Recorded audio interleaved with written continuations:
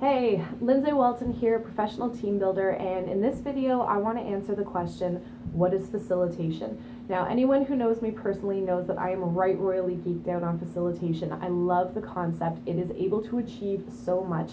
There's so much that you can do with it, and it is not the same as teaching and instructing. They have a lot of overlap, but they're not the same thing.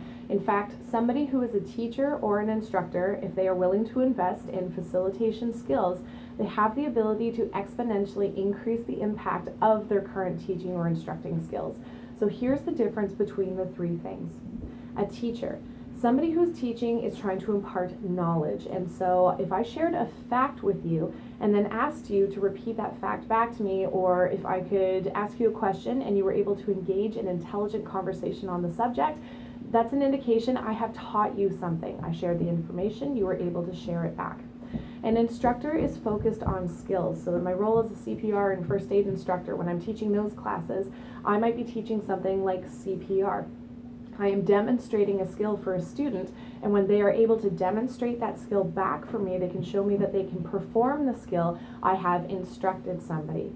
Facilitation is something entirely beyond that, because you could be teaching information or you could be imparting a skill, but facilitation is focused on the art of creating an environment and an experience through which participants are able to learn concepts for themselves.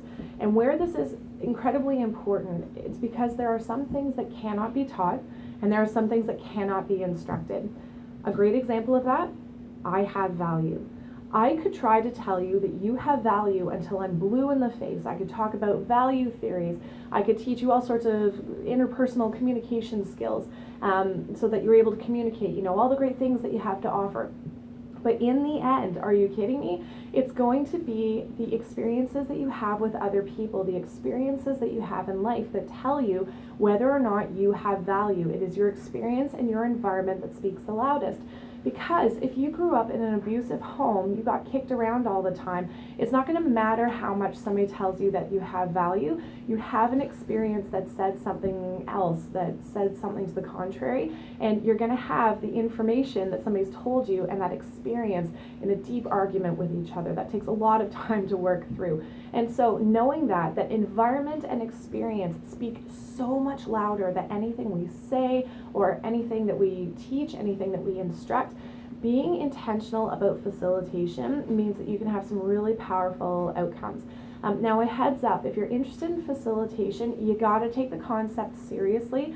Reason for it, I only know this quote from Spider-Man, I'm sure it's from somewhere else, but the concept of with great power comes great responsibility. If you want to be a facilitator, be prepared for the fact that there is a great deal of responsibility involved, because you are working with the deeper layers, you are working with deeper levels of the human being when you start to create environments and create experiences.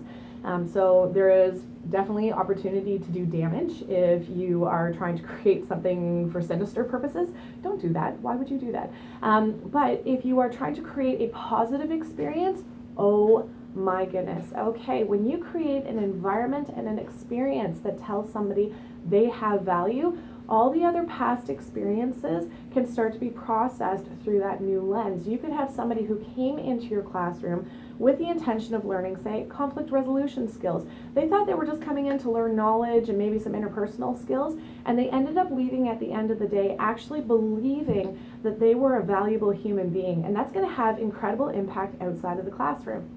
That person could actually change how they interact with their spouse, how they interact with their children, how they interact with their broader work team outside of conflict at all. It could just change how they interact with them at lunchtime, and really good things could come out of that. If you were taking a look at creating an environment and an experience that told somebody you're safe, I could say at the beginning of a class, I'm here to make sure that you're safe.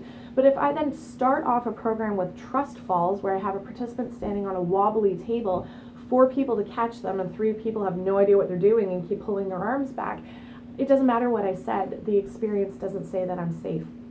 But if I set up, this is a safe space, I have checked the area, I will train people properly, all of the things that I'm doing for the environment and the experience speak on my behalf. I didn't have to say the words, a participant could see, feel, sense, I am safe here, you can watch people's body language change from the beginning to the end of a program. You may have had, let's just say at your site, maybe you had a bus full of students get off, hoods up, sunglasses on, shoulders up, arms crossed, avoiding eye contact. They do not want to be here.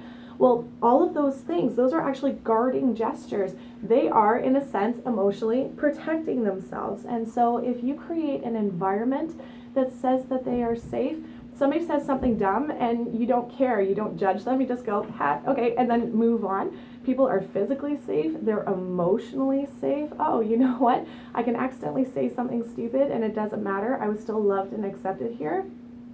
The experience speaks, the environment speaks, and you watch the shoulders drop, the hoods coming back, the sunglasses coming off.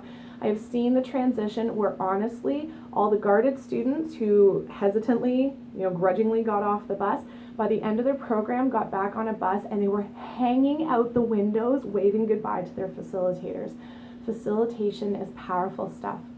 So having said that, because I'm royally geeked out about facilitation, I love this. I would love to give you more opportunities to grow in your facilitation skills.